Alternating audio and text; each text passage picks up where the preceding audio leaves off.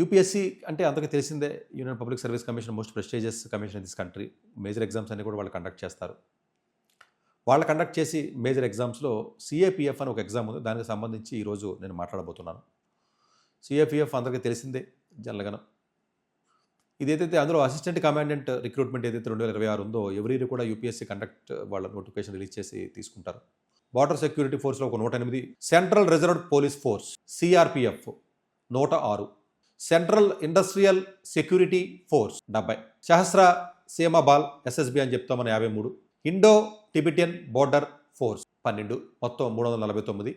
ఈ యొక్క dead line వచ్చేటప్పటికి మార్చి 12వ తారీఖున ఇది ఉంటుందండి. ఏదైతే మీకు పేపర్స్ 2 రకాలు ఉంటాయండి. ఒకటి అంటే కోర్స్ మీకు ముందు చెప్తానండి. ఒకటి రిటర్న్ ఎగ్జామినేషన్స్ రాయాలి, paper 1, paper 2.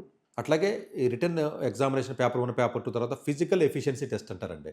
Physical standard test అని ఉంటుందండి, పిఎస్టీ అని ఉంటుందండి. తర్వాత వచ్చేటప్పటికి ఇంటర్వ్యూ అండ్ పర్సనాలిటీ టెస్ట్ ఉంటుంది. తర్వాత మెడికల్ ఉంటుంది.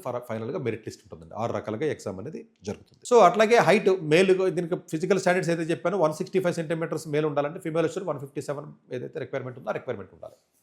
జూలై 19th ఎగ్జామ్ అండి. సండే ఎగ్జామ్ జరుగుతుంది 19th జూలై. 12th మార్చ్ ఇది లాస్ట్ డేట్ అప్లై చేసుకోవడానికి. ఎగ్జామ్ తప్పనిసరిగా రాయండి. రోడ్డు పక్కన బీఏ, బీకామ్లు, బీఏ ప్లస్ ఐఏఎస్లు చదివిన చెత్త వాళ్ళు ఎవరైతే ఉంటారో, చెత్త ఇన్స్టిట్యూట్లు ఎవరైతే ఉంటారో వీళ్ళు 10 సార్లు రాసిన రాజులకి.